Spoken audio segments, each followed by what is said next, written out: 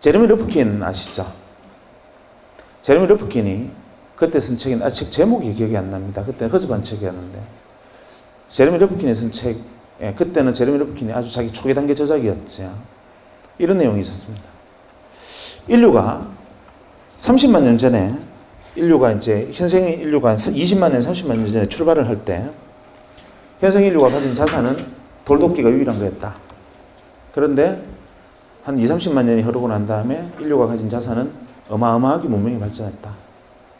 그런데 많은 사람들은 착각하고 있다. 무엇을 착각하고 있느냐 하면 지난 30년간 명멸했던, 태어나서 사라져갔던 모든 인류가 이 문명의 발전에 기여했다고 생각하지만 천만의 말씀입니다. 인류의 문명이 이만큼 온 데는 0.1%의 창의적 인간이 다른 사람은 보지 못하는 것을 보고 생각하지 못하는 것을 생각하고 다른 사람은 꿈꾸지 못하는 것을 꿈꾸고 여기가 새로운 세상이다라고 어두운 곳에 깃발을 꽂으면 0.9%의 통찰력과 직관을 갖춘 안목 있는 인간이 그것을 알아보고 거기에 뛰어들어서 한 배를 타고 등을 밀고 손을 당기면서 이루어낸 역사다. 1%의 역사다. 이렇게 말을 합니다. 그래서 제레미 러프킨은 0.1%의 창의적 인간과 그것을 따라 알아보고 협력하고 함께 문명을 건설한 0.9%의 안목 있는 인간, 통찰력 있는 인간, 이 1%가 인류 문명을 이끌었고 나머지 99%를 무엇으로 규정했느냐 하면 잉여인간으로 규정했습니다. 잉여인간이라는 말이 그때 처음 등장했습니다. 가슴이 뜨끔하시죠? 잉여인간, 제레미 러프킨은 거기다 갈로에서 이런 말을 썼습니다. Organic material. 잉여인간은 organic material이다. 유기물이라는 거죠. 그냥 섭취, 배설 반복하고 이산화탄소를 뿜어내는 존재. 그 다음에 때에 따라서는 자연계로 돌아가서 동물성 사료가 되기도 하는 그런 존재의 99%. 그래서 항상 0.1%가 새로운 것을 주장하면 0.9%가 함께 그것을 이루어내고 나머지 99%는 매번 세상 참 좋아졌다. 옛날에는 이렇지 않았는데 세상 참 놀랍군. 엄청난 일이야. 계속 이런 말만 하면서 따라오는 사람들 99%로 구성되어 있다는 거죠.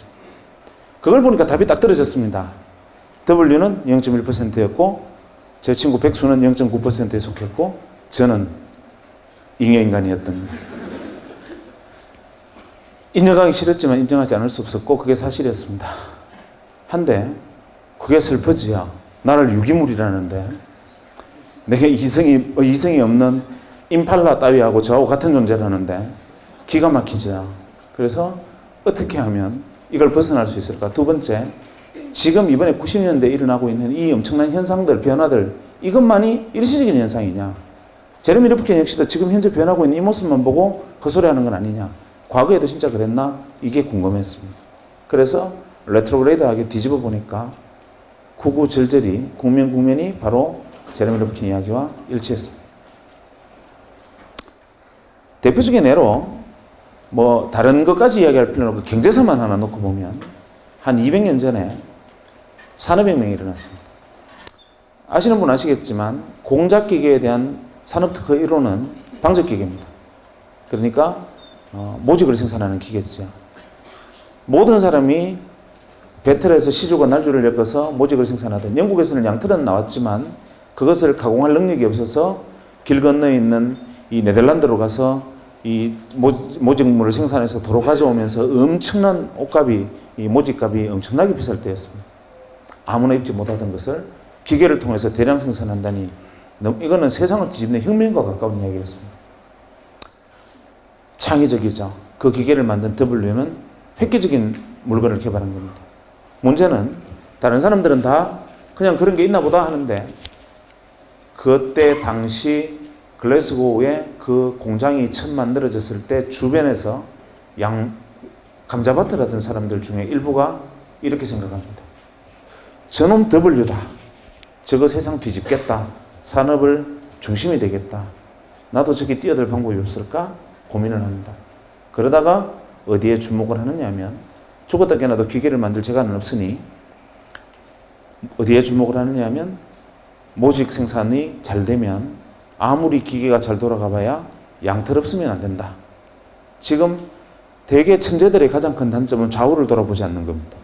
공장은 지어놓고 양털을 어디서 가져올지를 생각을 하지 않고 우선 지금까지 오듯이 그냥 하면 되겠지 생각하지만 그것을 딱 착안한 일부 감자밭을 사람들이 감자밭을 갈아엎고 양목장을 시작합니다. 모직 생산 어마어마한 속도로 인기를 끌고 양털이 대량으로 필요해지면서 어마어마한 부를 양목장주들이 가져갑니다. 뒤늦게 너도 나도 감자밭을 갈아엎고 양목장들을 하는 바람에 영국에 감자파동이 일어납니다. 감자기근으로 영국 아일랜드 같은 경우에 거의 절반이 감자파동으로 죽는데 이유는 바로 모직 때문입니다. 그 상황을 두고 토마스 모어는 유토피아라는 책을 씁니다. 그러면서 토마스 모어 유토피아는 제일 앞에 이런 말이 나오죠. 시가 나옵니다. 양이 사람을 죽였네, 양이 사람을 죽였네. 그것 읽어보신 분 계시죠? 그거 보면 양이 사람을 뿔로 떠받아 죽였다고 생각하시겠지만 사실 그때의 사회상, 즉 산업이 사람을 죽이는 것을 묘사를 했습니다. 전부 양목장을 하는 바람에 사람이 먹을 감자가 없어져서 감자기근이 들고 결국 굶어 죽게 생긴 사람들이 감자를 훔치게 되고 결국에는 감자를 훔치면 교수형에 처한다는 법이 만들어지고 영국의 길거리에는 교수형에 처해진 목매달린 시체들이 줄줄이 늘린 상황, 그 가혹한 상황을 두고 토마스 모어가 유토피아를 씁니다. 어쨌거나 간에 그만큼 한 명의 생각이 세상의 사회사까지 뒤집어 버립니다. 결국 양목장주들이 어마어마한 부를 축적합니다. 그래서 지금 영국에 가면 약 300개 정도 유력 가문이 있다 그러는데 그 가문들의 문양을 잘 들여다보면 이 양뿔이나 양머리가 그려진 문양들이 많습니다. 그것은 과거 200년 전에 조상들이 양목장을 했던 사람들의 후손이다 라는 것을 증명합니다. 그때 여전히 감자밭을 하던 사람들은 후손은 지금도 감자를 캐고 있다는 전설이 있죠. 문제는 그때부터 시간이 다시 조금 더 흐릅니다. 유럽에 드디어 소형 내연기관이 만들어지고 그것을 마차에 장착하는 초창기 형태의 원시적인 자동차가 만들어집니다. 하지만 그것을 자동차로 볼 수는 없었죠. 근대적 개념의 자동차를 제일 먼저 만든 사람이 누구냐 하면 헨리 포드입니다. 1903년에 헨리 포드가 자동차라는 걸 만듭니다. 변속기, 악셀레이터도 붙어있는 이 소위 말하는 클러치 장치까지 만들어진 자동차라는 것을 헨리 포드가 개발합니다. 미국에서 제작 발표합니다. 거창하게 자동차를 세워놓고 제작 발표를 딱 할 때 그때마다 뭐 레이싱 글은 없었겠죠. 헨리 포드가 옆에 서서 이것이 자동차다 이렇게 얘기를 하니까 도하 미국 언론들이 그 다음날 획기적인 물건이다라고 기사를 받은 게 아니라 헨리 포드를 조롱하는 기사들이 미국 신문을 도배를 합니다. 기사 내용은 이렇습니다. 헨리 포드는 쪼다가 자동차라는 물건을 하나 만들었는데 이거 아주 웃기는 물건이다. 왜냐하면 이거 한 대 만드는데 기차보다 돈이 더 들었단다. 기차 한 대보다 더 비싼 생산 단가로 자동차라는 것을 만들었는데 그것을 실제로 보니 기차는 100명이나 타는 데 비해서 자동차는 고작 4명밖에 못 하더라. 이딴 걸 만들어 놓고 신기술이라 그러니 헨리 포드가 얼마나 쪼다냐 이런 기사를 만들고 심지어는 워싱턴 포스트의 경우에는 헨리 포드가 자동차를 거꾸로 들고 벌 쓰는 그림까지 그립니다. 만평으로. 헨리 포드가 투자자를 모집하려 하는데 못 구합니다. 아무도 그 사업에 뛰어들지 않죠. 좌절하고 절망합니다. 그리고 비망록에 이렇게 씁니다. 세상의 모든 사람들이 나를 바보라고 비웃는데 나는 나를 조롱하는 사람들이 바보라고 나는 확신한다. 이유는 뭐냐면 그 사람들은 내가 자동차 한 대를 만들 때 들은 비용을 두고 비싸다고 말하지만 대량 생산하면 가격은 떨어진다. 두 번째, 기차는 100명이 탈 수 있을지는 모르나 기차는 단점은 정해진 시간에 정해진 길밖에 가지 못한다.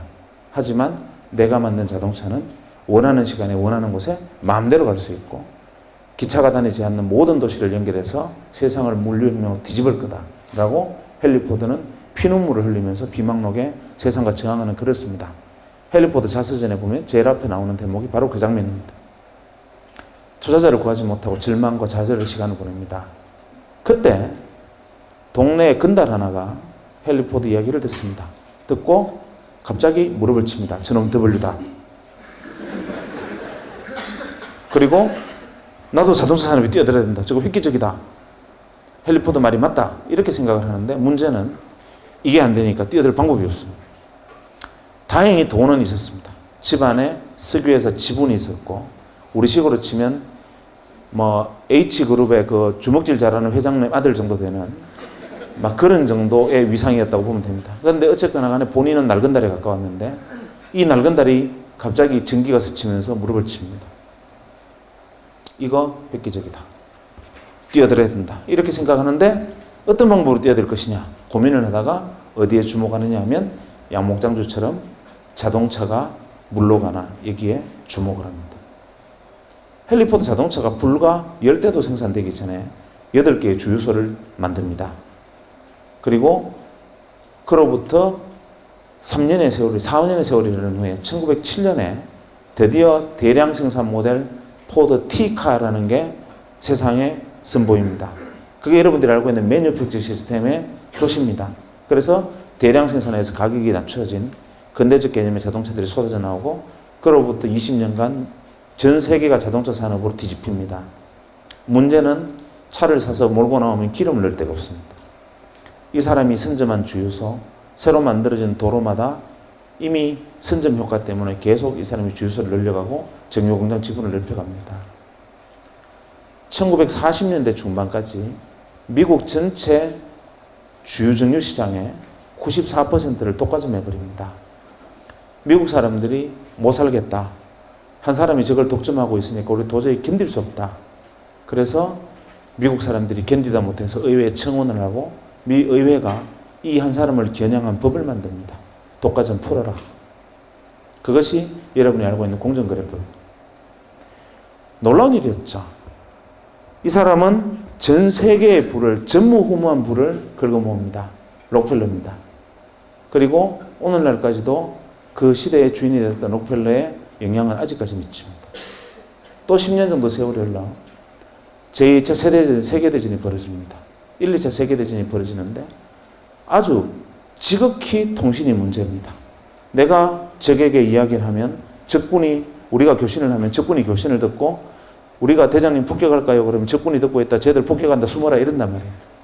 그때 그것을 보고 이거 지극히 단순한 건데 하고 인터폰 회사를 하던 친구가 전화선 끊고 어차피 음성을 코딩하고 디코딩해서 넘기는 게 다인데 이거를 주파수를 써서 넘기면 무전기라는 것을 만들겠다 해서 무전기를 만들어서 소위 말하는 주파수 통신을 할 수 있게 만들어서 무전기를 만들고 대량으로 전장에 납품을 합니다. 그야말로 대박이 터집니다. 단순한 발상의 전환으로. 그리고 오늘날의 모토로라가 그거로 시작됩니다. 1946년에 휴렛 패커드가 또 10년이 흘러서 트랜지스터라는 걸 개발합니다. IC. 사람들이 만들었나 보다 이러고 있을 때 이 트랜지스터를 이용하면 진공관을 대체하는 전자산업이 발달할 수 있겠다라고 믿고 거기에 뛰어드는 그 당시 중소기업들, 그 당시 전자회사들 중에 선점에서 뛰어든 수많은 0.9%의 기업들이 있었습니다. 그리고 기업들은 톰슨, 제네시스, 월풀, 필립스와 같은 어마어마한 전자회사로 성장을 해나갑니다. 그리고 1960년대 일렉트로 메카트로닉스 시대, 기계와 전자문명의 시대로 전 세계 문명을 수십 단계 또 위로 밀어올리고 이 사람들이 시대의 주인이 됩니다. 또 10년이 흘러서 반도체라는 게 만들어집니다. W가 반도체를 들고 나옵니다. 전기가 흐르기도 하고 안 흐르기도 한다. 전기가 깜빡깜빡하는 게 반도체다. 99%들이 묻습니다. 어쩌라고? 이때 그것을 보고 이것이 이 강당만한 애니악 대신에 개인의 책상 위에 올려놓을 수 있는 컴퓨터를 이걸로 만들 수 있겠다고 생각하고 창고에서 조립해서 퍼스널 컴퓨터를 만드는 사람이 생기고 그것으로 다시 80년대가 컴퓨터의 시대로 또 한 시대를 업그레이드하고 새로운 문명이 발달하고 시대의 주인들이 무수히 등장합니다. 그리고 90년대 제가 만났던 바로 그 시대가 돌아왔습니다. 이러고 보니 매 10년마다 계속 기회를 주어지고 기회를 만들어내는 0.1%와 창의적 인간과 그것을 알아보고 잽싸게 뛰어드는 통찰력 있고 직관이 있고 안목 있는 인간, 나머지 99%들이 계속 세상 살만해라고 외치는 99%들이 끊임없이 반복되어 왔던 역사다라는 것을 뒤늦게 깨달았고 저도 그때 뒤늦었기는 했지만 0.9%가 되고 싶었는데 도저히 제 눈에는 뭐가 W인지 보이질 않았습니다. 그러던 차에 문제의 원장님이 저를 불렀습니다. 원장실에 들어갔더니만 박 선생, 그동안 우리 병원이 초기 개원해서 어려운 시절에 고생했는데 선물 하나 줄게 이러시는 거예요. 뭡니까 하니까 서랍을 석 여시더니만 시커먼 물건을 하나 그 책상 위에 탁 올리시더니만 이건 자네 해라 이러는 거예요. 핸드폰이었습니다. 그때 핸드폰은 어떤 물건이었냐면 핸드폰을 들고 로데오 거리를 지나가면 페라리 오픈카를 타고 지나가는 것과 똑같은 시선을 받았습니다. 그 핸드폰을 들고 그때 가입비가 한 250만 원, 기계값도 그에 준하는 만큼 비쌀 때였고 그걸 현재 돈으로 환산하면 거의 그랜저 한 대 값입니다. 그것은 아무나 들고 다니는 물건이 아니었습니다. 그것은 뭐 재벌그룹 회장 정도나 들고 다니는 건데 저는 그때만 해도 원장님이 그걸 저한테 주시는 순간 내가 이 병원에 뼈를 묻겠다고 생각했습니다. 근데 사실은 나의 내용을 알고 보니까 어차피 병원에 이익이 나면 세금으로 내야 되는데 그때는 가입비 비싼 물건을 하나 사면 그것은 이익을 디파짓한 경비 처리가 가능하니까 사실 수익을 디파짓하려고 몇 대 사서 준 건데 어쨌거나 간에 저는 고마웠죠. 그거를 들고 대전역에서 기차를 타면 난리가 납니다. 제가 3시 기차를 타면 간호사들 보고 3시 5분에 전화를 하라 그럽니다. 기차가 덜컹덜컹 출발할 때쯤 되면은 3시 10분만 되면 옥션을 통과하면 전화가 안 됩니다. 그래서 딱 3시 5분에 전화해야만 통화가 됩니다. 대전권에서만. 그래서 기차를 타서 자리에 앉아서 기차가 들크덩 하는 순간 전화벨이 울립니다. 가방을 열고 전화를 꺼내서 뚜껑을 열고 여보세요 하는 자리에서 일어서는 순간 쓰러집니다. 그냥 영화 찍습니다. 그러면 그 안에 있는 모든 승객의 시선이 저한테 꽂히면서 어떻게 저런 분이 기차를 다 타셨을까? 소박도 하시지 뭐 이런 눈빛으로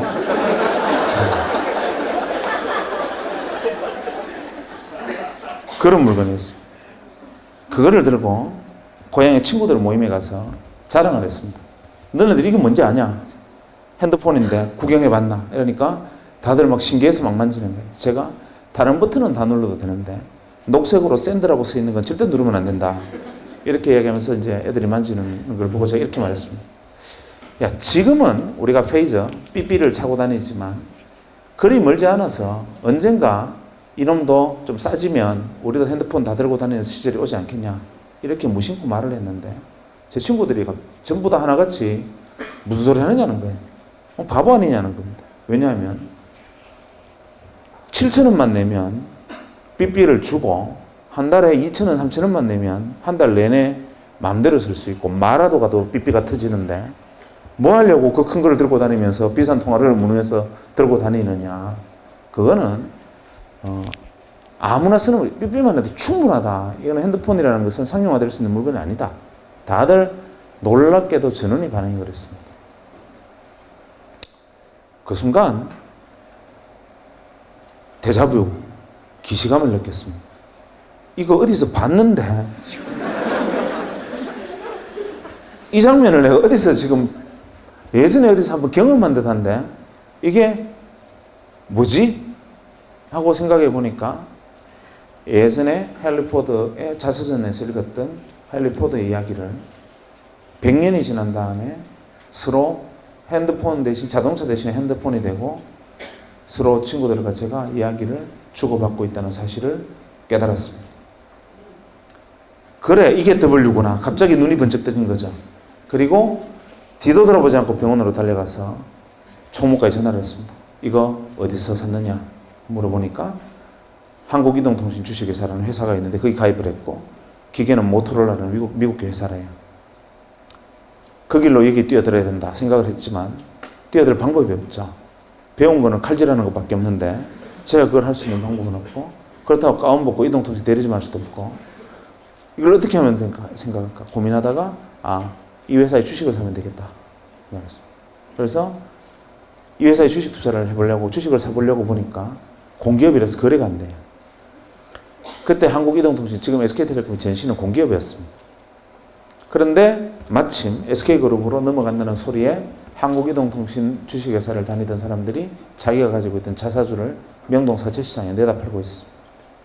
그때 당시 명동사치시장에 가면 금강 구두표 10만원짜리 8만원, 엘칸토 구두표 10만원짜리 7만원, 한국이동통신 주식 2만원, 대량 입하, 대량 구매 시 협의 가능, 이런 식으로 벌럭벌럭 하면서 이 종이들이 붙어 있었습니다.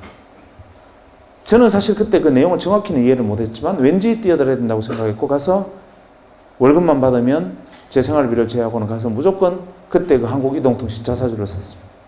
그리고 바로 얼마 안 돼서 SK텔레콤으로 SK로 넘어가서 SK텔레콤이 되고 주식시장에 상장이 됐는데 무려 6만 5천 원이 된 거예요.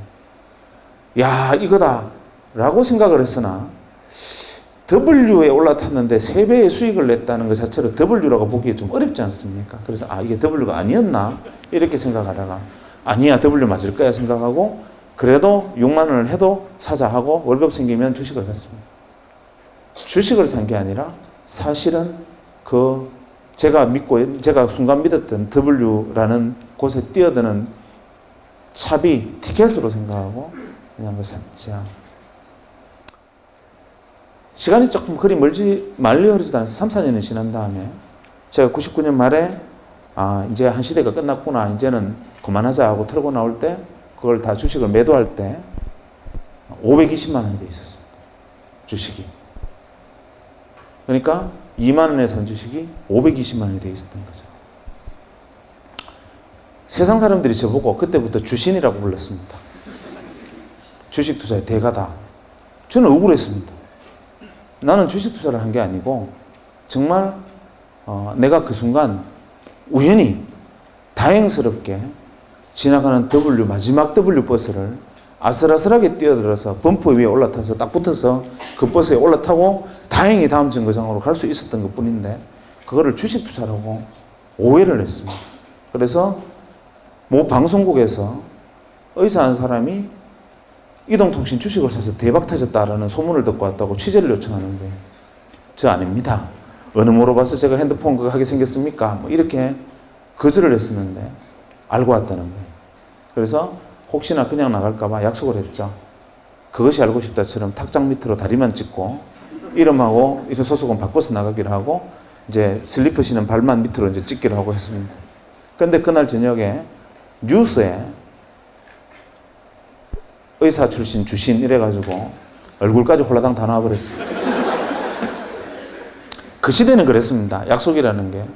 그래서 그때부터 어쩌다 보니까 밖에 끌려 나와서 이렇게 이야기를 하고 다니지만 저는 계속 항변합니다. 지금도 나는 주식 투자자 아니다. 나는 그냥 W 버스를 올라타기를 기다리는 승차 대기자일 뿐이다 라고 주장을 하죠. 그런데 문제는 그걸로 끝난 게 아니고 99년 말에 다행히 그걸 정돈을 하고 그 다음에 약간의 이제 성과가 있었겠죠. 문제는 그 성과가 여러분이 상상하는 것처럼 엄청나게 돈을 번 건 아닙니다. 왜냐하면 월급 받아서 생활하고 나머지 돈으로 조금씩 정리됐으니까 레버리지는 컸을지 모르겠으나 만약에 지금처럼 저도 이제 의사생활 많이 하고 돈 많이 벌고 만약에 그렇게 했었으면 지금 재벌 됐겠지. 그런데 그런 것은 아니었으나 어쨌거나 간에 티켓을 끊고 3등석에 타는 건 성공했다. 이런 정도였는데 어쨌거나 그 작은 성과를 낸 다음에 2000년에 바로 고민을 해야 될 거 아닙니까? 왜냐하면 2000년에 새로운 버스가 올 테니까요. 자, 내가 이제 99%가 아닌 정말 유기물이 아닌 반드시 1% 안에 들어가는 인간이 확실하다면 2000년대에 새로운 버스가 내 눈에 보여야 되는데 내가 W가 아닌 건 잘 압니다. 많은 사람들이 자기가 창의적인 천재가 아니라는 사실은 본인이 잘 압니다. 근데 세상은 그걸 무시하고 애써 천재가 되라고 얘기하지. 학교 다니는 애들 보고도 영재교육원 같은 데 보냅니다. 구슬에 흙이 묻은 걸 닦으면 구슬이 되지만 자갈 들고 아무리 닦아도 옷만 빵꾸 납니다. 그런데 엄마들은 자갈을 들고 계속 광을 내겠다고 영재교육원 또 데리고 다니고 여러분 많이 시달렸지요. 이 중에 W가 있으면 앉아있는 태도가 틀립니다. 물구나무를 서 있다든지 아니면 저기 천장에 매달려 있다든지 다를 겁니다. 아니면 눈빛이 광안이라든지 이런 뭔가 달라요. 우리는 그 0.1%를 두고 그런 이상한 행동하는 돈키호테라고 99%는 돈키호테라고 부릅니다. 그런데 실제로 그런 행동을 하는 사람 중에 99%는 돈키호테가 맞아요. 그게 문제입니다. 그러니까 1개 사단에 돈키호테가 있으면 한 명이 W고 나머지 9,999명은 진짜 또라이거든요.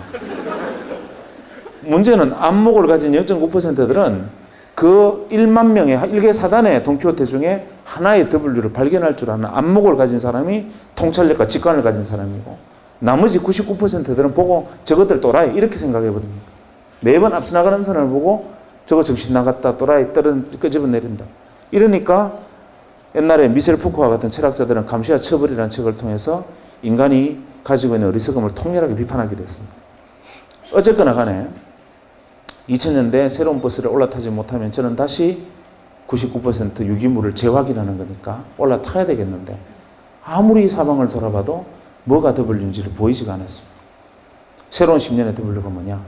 제 눈에는 안 보였습니다. 그래서 저는 지금도 인형인간은 확실하다고 생각합니다. 저는 그 정도도 1%가 안 되는 것은 확실합니다. 안 보였어요. 고민을 했습니다. 아무래도 안 보였다. 어떻게 하면 좋을까? 방법은 있죠. 가서 많은 사람들의 이야기를 듣고 내 눈에 안 보이는 건 보이는 사람들의 이야기를 들으면 된다. 그래서 그 이야기를 듣기 위해서 2000년 말부터 2001년 중반까지 과감인지 무모인지 모르겠지만 백수로 돌아가기로 결정을 했습니다. 그래서 제가 그때 한 10개월 정도를 백수를 했습니다. 의사를 그만두고 한 10개월간 놀았습니다. 놀면서 무슨 짓을 했느냐 하면